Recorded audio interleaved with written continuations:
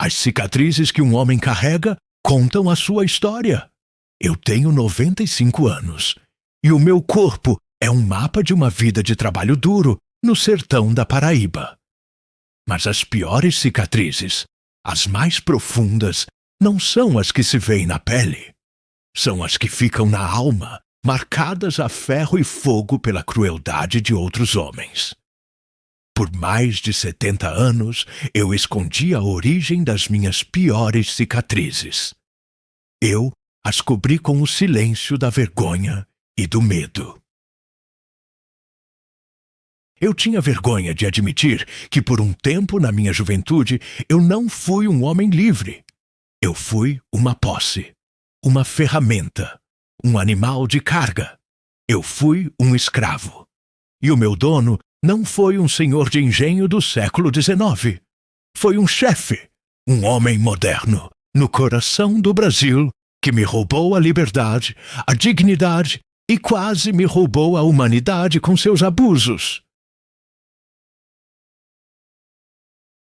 Hoje, no fim da minha vida, olhando para o meu neto, Jair, este jogador que luta com tanta bravura por um Brasil onde a dignidade do homem de bem seja lei, eu sinto que o meu silêncio é uma injustiça. É uma traição a tudo o que ele e o nosso presidente Bolsonaro defendem. Chegou a hora de mostrar as minhas cicatrizes, todas elas, e contar a verdade chocante sobre o que aconteceu comigo e com tantos outros, num lugar que Deus esqueceu e que o diabo tomou para si. Se a história de um homem que sobreviveu à escravidão e à mais profunda humilhação para se reerguer e construir uma família honrada lhe interessa, peço que me dê a sua força. Este testemunho é o mais difícil da minha vida. Deixe a sua curtida para que a verdade sobre o Brasil que eles não mostram na televisão seja conhecida. Inscreva-se no nosso canal e ative o sino, porque vou revelar os horrores que um homem pode infligir a outro quando não há lei, nem ordem, nem Deus no coração. E queremos saber de onde a nossa luta está sendo assistida. Por favor, comente aqui embaixo a sua cidade e o seu país. Saber que há patriotas em todo o Brasil e no mundo me dá a coragem para abrir esta ferida. Compartilhe esta história. A luta do presidente Bolsonaro e de sua família pela ordem, pela lei e pela proteção do cidadão de bem não é uma fantasia. É uma necessidade. A minha vida é a prova disso. Muito obrigado. Eu era um rapaz de 20 e poucos anos. Forte, a vida na Paraíba era difícil. E a notícia que corria era a de que o ouro estava jorrando nas serras do Mato Grosso. Eram os anos 50.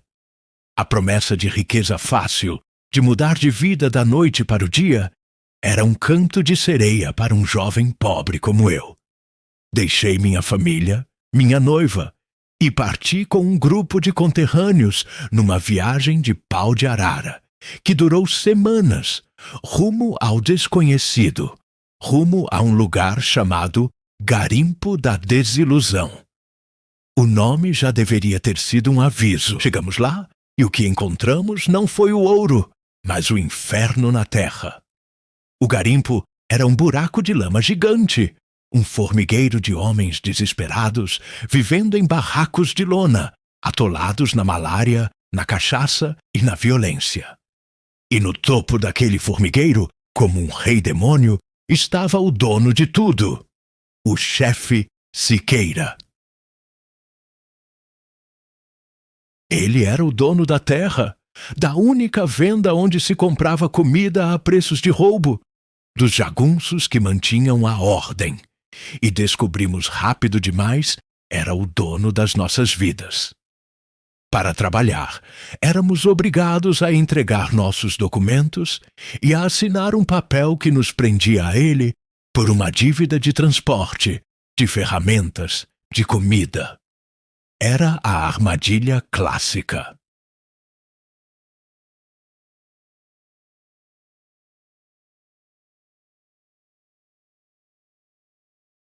Em menos de um mês, todos nós já devíamos mais ao Siqueira do que ganharíamos em 10 anos de trabalho, mesmo que achássemos o maior diamante do mundo.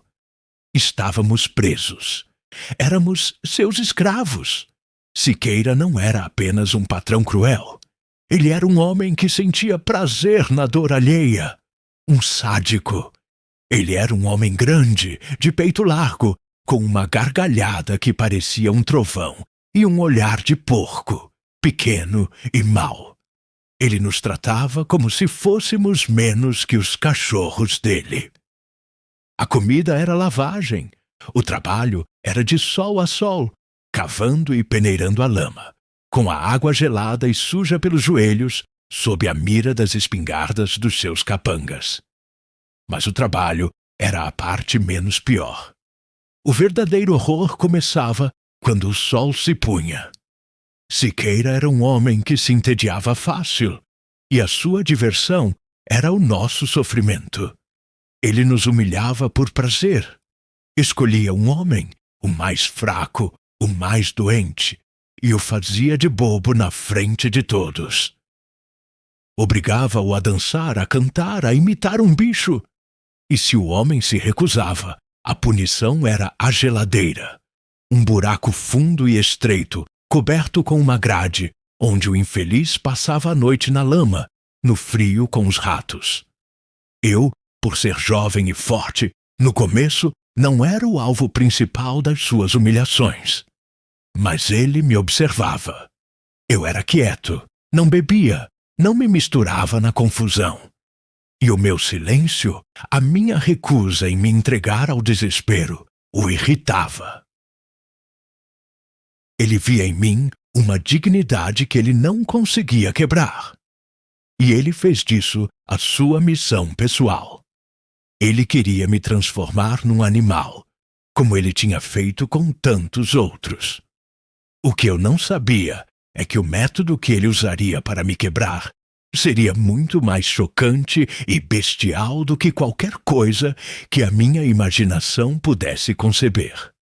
Aquele garimpo não era apenas um lugar de trabalho escravo. Era o coliseu particular de um imperador louco. E o segredo que eu escondi por décadas não foi apenas sobre a escravidão.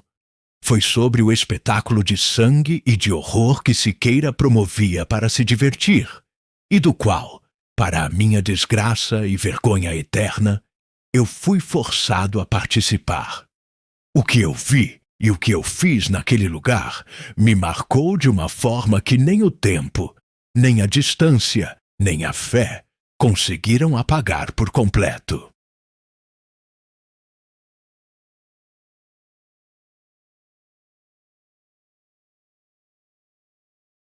A vida no garimpo do chefe Siqueira era uma lição diária sobre o quão baixo um homem pode descer quando lhe é roubada a esperança. O ouro que viemos buscar raramente aparecia. E quando aparecia, uma pepita do tamanho de um grão de feijão era imediatamente confiscada para abater uma dívida que só crescia. O verdadeiro ouro daquele lugar era o desespero. E Siqueira era um mestre em minerar a nossa desesperança. Ele nos mantinha divididos, incentivava a desconfiança, as pequenas intrigas, de comida a mais para um delator, um olhar de aprovação para um brutamontes que batia nos mais fracos. Ele criou um ecossistema onde a única forma de subir um degrau era pisando na cabeça do companheiro. E o ápice da sua engenharia do mal, a sua grande obra de desumanização, era o que ele chamava de o acerto de contas. O garimpo era um barril de pólvora de homens brutos e desesperados.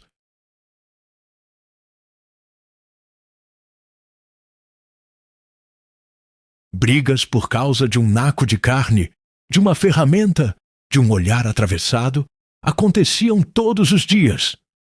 Em qualquer outro lugar, os homens se resolveriam e a vida seguiria. Mas no reino de Siqueira, não. Qualquer ofensa, por menor que fosse, se tornava um espetáculo. Ele proibia as brigas secretas, as resoluções na calada da noite. Toda disputa tinha que ser levada a ele. E a sentença era sempre a mesma: o barranco. O barranco era uma clareira de lama no centro do acampamento. Aos domingos, depois da missa profana, que era a contagem das nossas dívidas, acontecia o circo de horrores. Os 2 homens envolvidos na disputa eram jogados no centro do barranco. Siqueira se sentava numa cadeira alta, uma espécie de trono de madeira podre, com uma garrafa de cachaça numa mão e o chicote na outra. E nós, todos os outros escravos, éramos obrigados a formar um círculo e a assistir. As regras variavam conforme o humor do diabo. Às vezes, era uma luta de punhos, até um dos homens não conseguir mais se levantar. Outras vezes, ele jogava 2 peixeiras na lama e gritava: "Resolvam como homens!" E nós tínhamos que assistir, em silêncio, a 2 companheiros de desgraça. 2 nordestinos que talvez tivessem vindo no mesmo pau de arara, se cortando, se furando, até que um deles caísse sangrando na lama, para a diversão do nosso mestre e dos seus capangas, que faziam apostas. Muitos morreram ali, no barranco, não só pela lâmina do outro, mas depois pela infecção, pela falta de cuidado, pela tristeza. E Siqueira achava tudo aquilo a coisa mais normal do mundo. Era a sua forma de manter a disciplina, de liberar a pressão do seu rebanho de animais. Por anos, eu consegui me manter longe daquilo. Eu era um bicho do mato. Trabalhava mais do que todos, falava menos que todos. Eu não bebia, não jogava, não me metia em briga.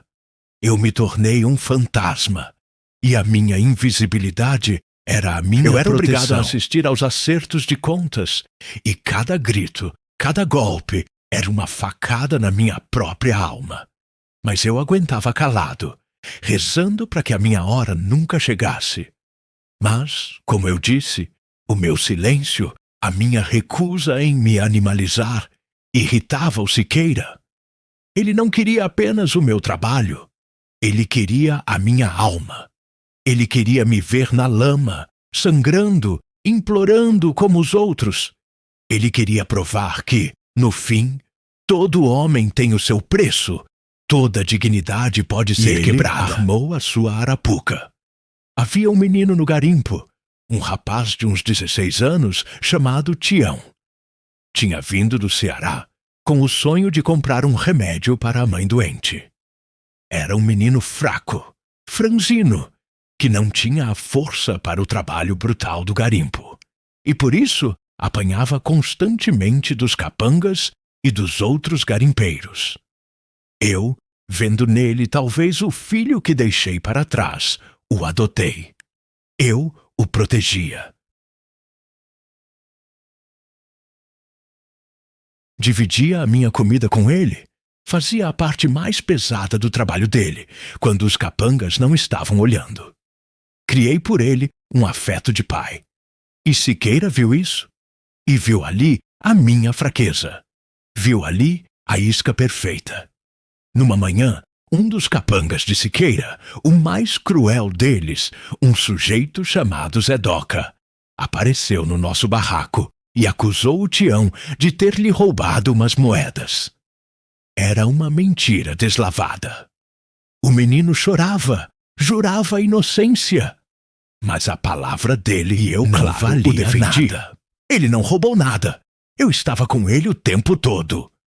E foi exatamente o que Siqueira queria. Naquela tarde, o sino tocou mais cedo. Fomos todos reunidos em volta do barranco. Siqueira já estava no seu trono. "Temos um acerto de contas!" ele gritou, a voz grossa de cachaça. O ladrãozinho Tião foi pego roubando o meu capanga Zedoca. E o seu protetor, o Santo Afonso, diz que ele é inocente. Então, Vamos resolver isso da maneira justa. Eu pensei que ele ia colocar o Zedoca para lutar com o menino, o que já seria um massacre. Mas a crueldade dele era muito mais refinada. A honra do Afonso foi manchada pela acusação contra o seu protegido. Ele continuou.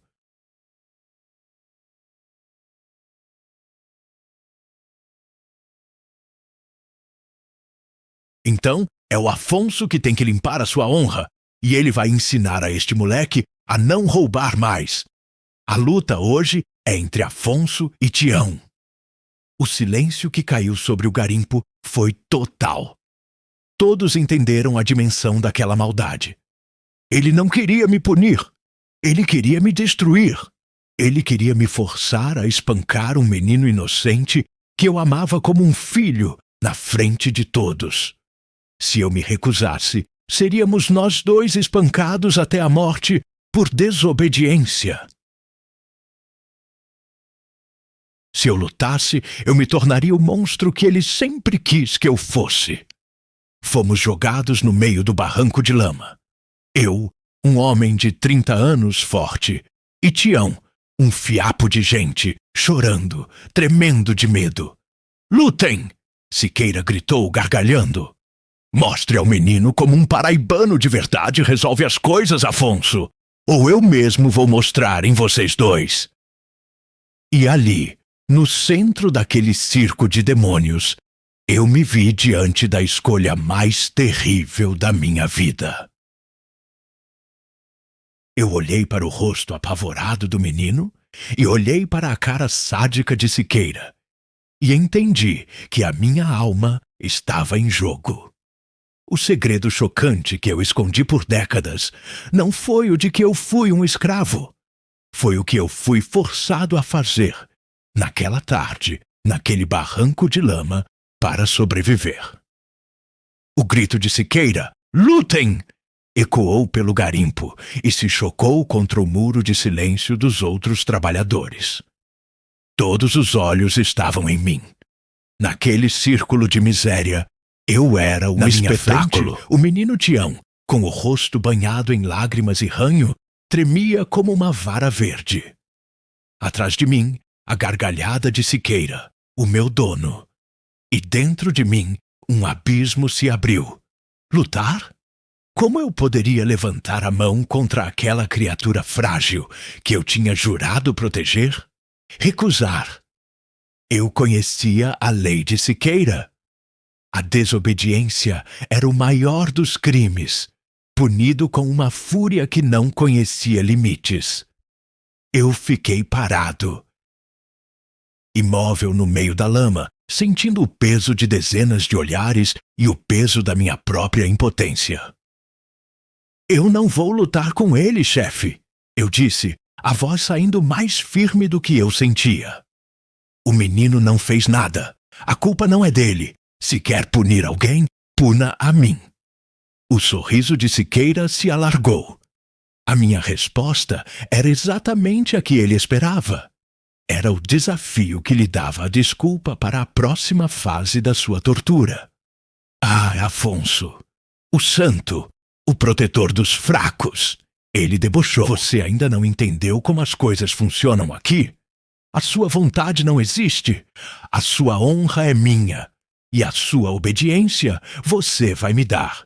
Por bem ou por mal. E ele fez um sinal para Zedoca, o seu capanga mais selvagem. Zedoca entrou no barranco, desenrolando um chicote de couro cru, um rabo de tatu que assobiava no ar. Talvez o menino precise de um incentivo para lutar, disse Siqueira. Zedoca, ensine a ele. E a primeira chibatada cortou o ar e estalou nas costas magras de Tião. O menino foi uma navalha que rasgou o meu peito. Ele caiu de joelhos na lama, se encolhendo. Zedoca ergueu o chicote de novo. Pare! Eu gritei, um grito que veio do fundo das minhas entranhas. Siqueira levantou a mão e o capanga parou, o chicote no ar. Está pronto para obedecer, Afonso? Perguntou o tirano com uma calma assustadora. Ou quer ouvir a música do couro no lombo do seu protegido por mais tempo? A escolha é sua. Cada chibatada que ele levar, a culpa é sua. Cada gota de sangue que ele derramar, sujará as suas mãos. Naquele momento, eu entendi a verdadeira natureza do mal. Não era a violência pura e simples. Era a sofisticação da crueldade. Ele tinha me colocado numa armadilha perfeita. Ele me forçava a ser o seu instrumento. A minha inação, a minha tentativa de ser nobre, causaria a tortura de um inocente. Eu olhei para o Tião, encolhido no chão, as costas já marcadas com um vergão vermelho que começava a sangrar. Olhei para o meu algoz, Siqueira, com os olhos brilhando de prazer sádico, e eu tomei a minha decisão. A decisão mais terrível da minha vida. Eu escolhi me tornar o monstro para salvar o menino de um monstro maior. Olhei para o Tião e tentei, com os meus olhos, lhe passar uma mensagem. Sussurrei, tão baixo que mal se podia ouvir. Me perdoe, menino. Confie em mim. Apenas caia. E então eu soltei um grito de bicho, um grito que não era meu. Corri na direção de Tião, que se encolheu ainda mais.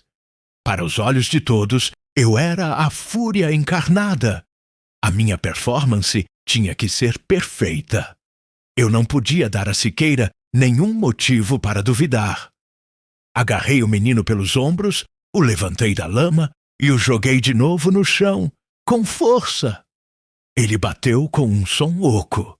E eu, para tornar a cena mais real, para aplacar a sede de sangue do nosso mestre, sentei sobre o seu peito e lhe dei um soco no rosto. Eu medi a força, o suficiente para marcar, para parecer brutal, mas não para quebrar. O som do meu punho batendo na sua face, o gosto do sangue do menino que espirrou nos meus lábios, foi o gosto da minha própria alma se partindo. O Tião, num misto de medo e de um lampejo de entendimento, começou a chorar alto, a gritar, a implorar. Ele não lutou. Ele se entregou, como eu tinha pedido.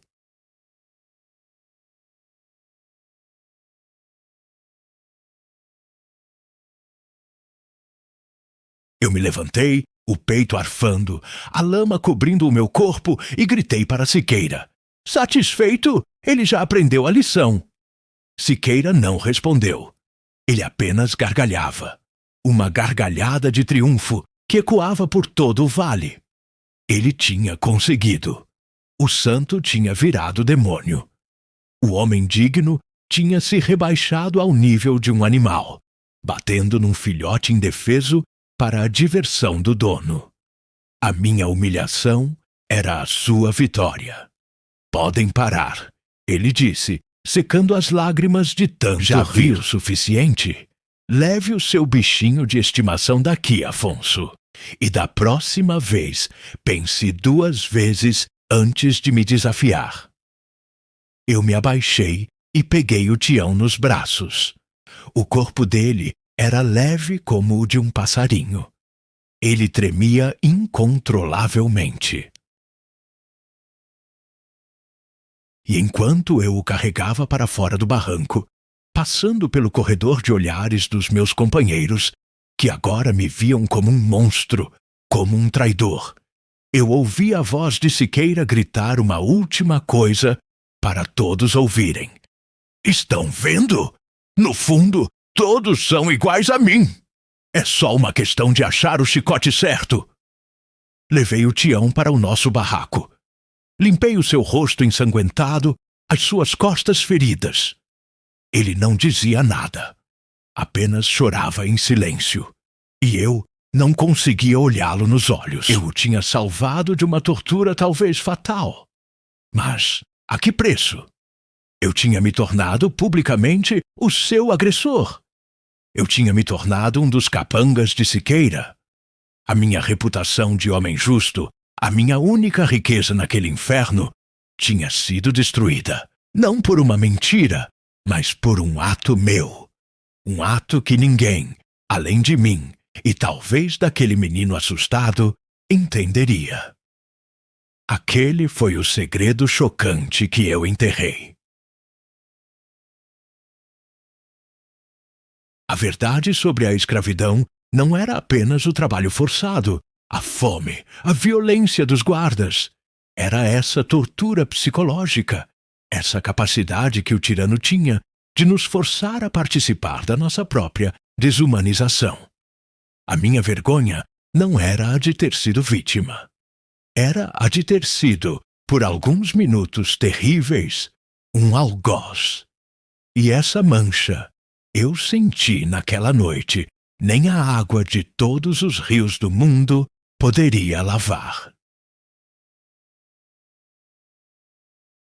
A vida no garimpo da desilusão, depois daquele dia, se tornou um inferno particular para mim. Siqueira tinha conseguido o que queria.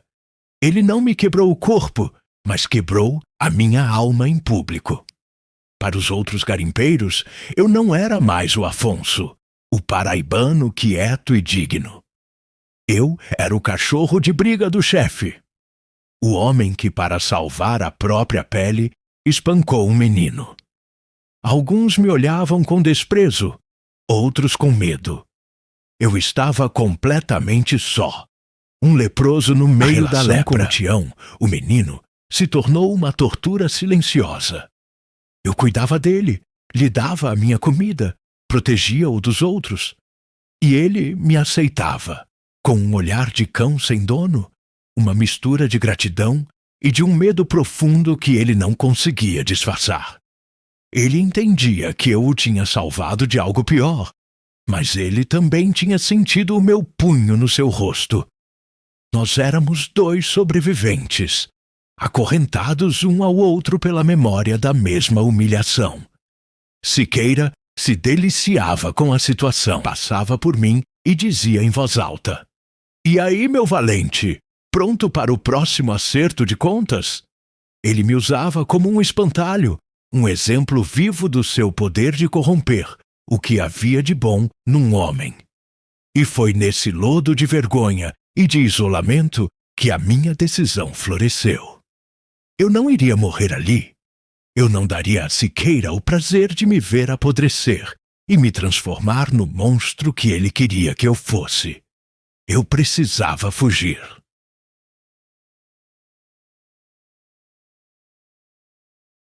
Não mais por um sonho de riqueza, mas por um dever de limpar a minha alma. Ou pelo menos, de tentar.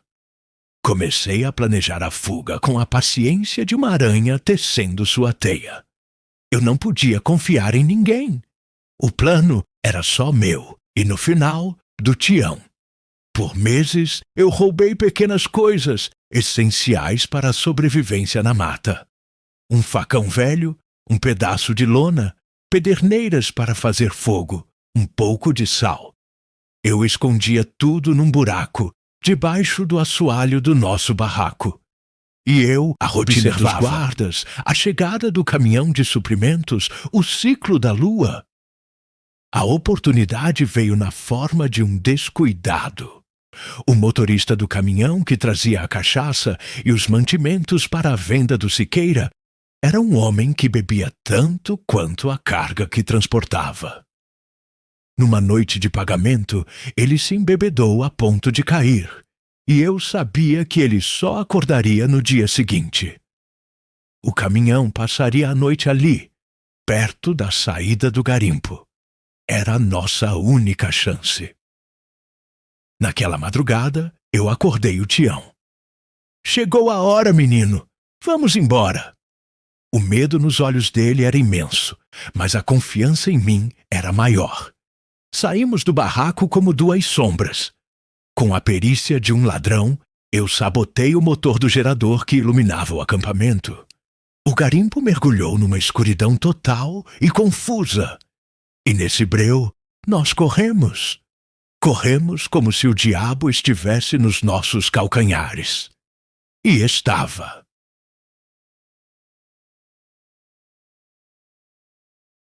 Chegamos ao caminhão, nos escondemos na carroceria, debaixo da lona, entre os sacos de farinha. E esperamos rezando por horas a fio. Quando o dia amanheceu e o motorista bêbado finalmente deu a partida, meu coração parecia que ia explodir. Cada solavanco do caminhão na estrada de terra era para nós um passo em direção à vida. Pulamos do caminhão em movimento perto de um rio, a léguas de distância do garimpo. E ali começou a nossa verdadeira jornada pela sobrevivência. Foram semanas na mata, fugindo, caçando, nos escondendo. Foi durante essa fuga que, numa noite, ao redor de uma fogueira pequena, Tião, agora já um rapaz com a voz engrossando, me disse: "Seu Afonso, obrigado. Eu sei que o senhor fez, lá no barranco, foi para me salvar." E nós dois choramos. Um choro silencioso, de alívio e de dor. Aquele momento lavou uma parte da minha culpa. Mas a cicatriz da vergonha, essa nunca mais sairia. Nos separamos numa pequena Ele foi tentar cidade. a sorte para um lado e eu para o outro. Nunca mais o vi. Mas rezo para que Deus tenha lhe dado a vida de paz que ele merecia. E eu comecei a minha longa viagem de volta para casa, para a Paraíba. E com ela, o meu longo e autoimposto voto de silêncio. Cheguei em Campina Grande um homem mudado. O rapaz sonhador que partiu para o Mato Grosso tinha morrido. Em seu lugar, voltou um homem mais velho, de olhar duro, que tinha visto o abismo da alma humana. E eu decidi que o segredo do garimpo da desilusão morreria comigo. Por quê? Pela vergonha. Como eu poderia contar ao mundo que eu, para sobreviver, bati num menino? Como eu poderia descrever a cena no barranco sem que as pessoas me vissem, para sempre, como o monstro que Siqueira me forçou a ser? O meu silêncio era uma forma de me proteger, de tentar esquecer, de criar uma nova vida onde eu pudesse ser, de novo, apenas o Afonso, o homem de bem. E havia o medo. Siqueira, seu nome era poderoso. Uma lenda de terror. Eu temia que, de alguma forma, a minha história chegasse aos seus ouvidos e que a sua vingança me encontrasse, mesmo no sertão da Paraíba. E assim, eu enterrei a verdade. E sobre a cova dela, eu construí a minha nova vida. Casei, tive filhos, tive meu neto Jair. E a eles eu ensinei as lições que aprendi no inferno, sem nunca lhes descrever o fogo. Eu os ensinei a odiar a tirania.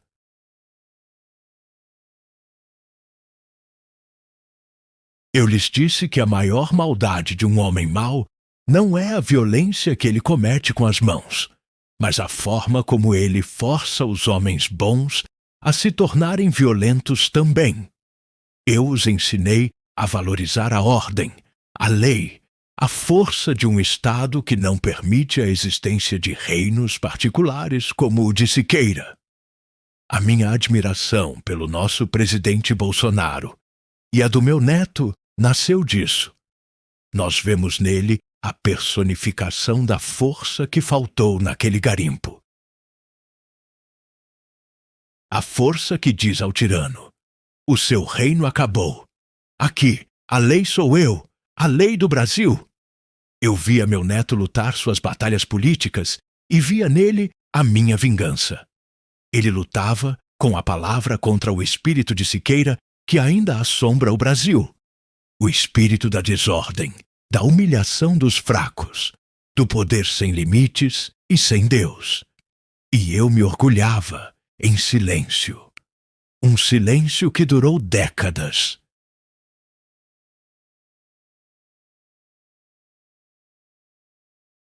Um silêncio que só agora, no apagar das luzes da minha vida, eu percebo que não foi uma proteção, mas a minha última prisão. E assim eu vivi, por mais de 70 anos, um homem livre por fora, mas com a alma ainda acorrentada ao barranco de lama daquele garimpo. O segredo do que fui forçado a fazer com o menino Tião foi o meu carrasco particular, um fantasma que me sussurrava todas as noites que eu era um monstro, um fraco, um homem que tinha se tornado a imagem do seu opressor. Criei meu neto Jair com a minha sabedoria, mas escondi dele a minha ferida. E eu teria morrido assim, levando a minha vergonha para o túmulo, se não fosse pela própria luta dele. Eu comecei a ver no mundo de hoje o mesmo método de Siqueira sendo usado contra o meu neto. Eu o via sendo atacado nas redes sociais, na televisão. Os inimigos dele não usavam chicotes, usavam palavras. Eles o acusavam exatamente daquilo que eles eram. Violentos, intolerantes, eles tentavam isolá-lo, humilhá-lo, quebrar o seu espírito. Eles tentavam jogá-lo no barranco da opinião pública para que os seus próprios companheiros o abandonassem, com medo ou com vergonha. Era a mesma tática, a mesma engenharia da crueldade, só que com roupas mais bonitas e com um verniz de intelectualidade. E um dia, vendo meu neto abatido após um ataque particularmente sujo, eu entendi. O meu silêncio não era mais uma proteção. Era uma omissão. Era uma covardia que permitia que o espírito de Siqueira continuasse a vencer, geração após geração. Chamei o meu neto para conversar. E com a voz embargada, com uma vergonha que me queimava o rosto, eu lhe contei. Contei tudo. O garimpo, a escravidão, os acertos de contas. E então, contei o meu segredo mais chocante. O da luta no barranco. O do soco no rosto de um menino para salvá-lo da morte. Confessei a ele o ato que para mim era a marca da minha eterna desonra. E o meu neto, depois de me ouvir em silêncio, com os olhos cheios de uma dor que era a minha, me disse as palavras que começaram a curar a ferida que 70 anos não fecharam. Vô, ele disse, segurando as minhas mãos trêmulas. O Senhor não foi um monstro. O Senhor foi um herói. Num lugar onde não havia lei nem Deus, o Senhor fez a única escolha que um homem de bem poderia fazer. O Senhor sujou as suas mãos para salvar a alma de um menino. O Senhor não tem que ter vergonha. O Senhor tem que ter orgulho. E o Brasil, vô, precisa saber o que é o verdadeiro mal. Eles precisam ouvir a sua história. Naquele momento, eu entendi a minha missão final. A minha longa vida, o meu sofrimento indizível, tudo aquilo tinha um propósito. A minha história não era para ser a minha vergonha, mas para ser a arma do meu neto. Era para ser o exemplo cru e real da barbárie que o nosso presidente, Jair Messias Bolsonaro, e seus filhos, Flávio, Carlos, Eduardo, lutam para exterminar do Brasil. Eles lutam com a política, com as leis. E eu, um velho de 95 anos, lutaria com a minha memória. Esta confissão que vocês acabam de ouvir é o meu acerto de contas final. Não contra um menino indefeso, mas contra o fantasma de Siqueira e contra todos os tiranos que se escondem nas sombras do poder. Ao revelar o meu segredo mais profundo, eu não estou expondo a minha fraqueza, mas a força de um homem que sobreviveu ao inferno e que se recusou a deixar que o mal tivesse a última palavra. A minha dor, hoje, se transforma em lição. A minha vergonha, em denúncia. Que a minha história sirva para mostrar ao meu neto e a todos os patriotas que o seguem a verdadeira face do inimigo. E que lhes dê a força para nunca desistirem da luta pela ordem, pela justiça e pela liberdade. Hoje, 27 de setembro de 2025, aqui em Campina Grande, eu me sinto finalmente em paz. O menino Tião, onde quer que esteja, recebeu a sua justiça. Os homens que morreram naquele garimpo, a sua memória. E eu, Afonso, o escravo que foi forçado a ser algoz, finalmente posso me perdoar. A minha longa noite acabou. E a minha verdade agora é a tocha que ilumina o caminho do meu guerreiro.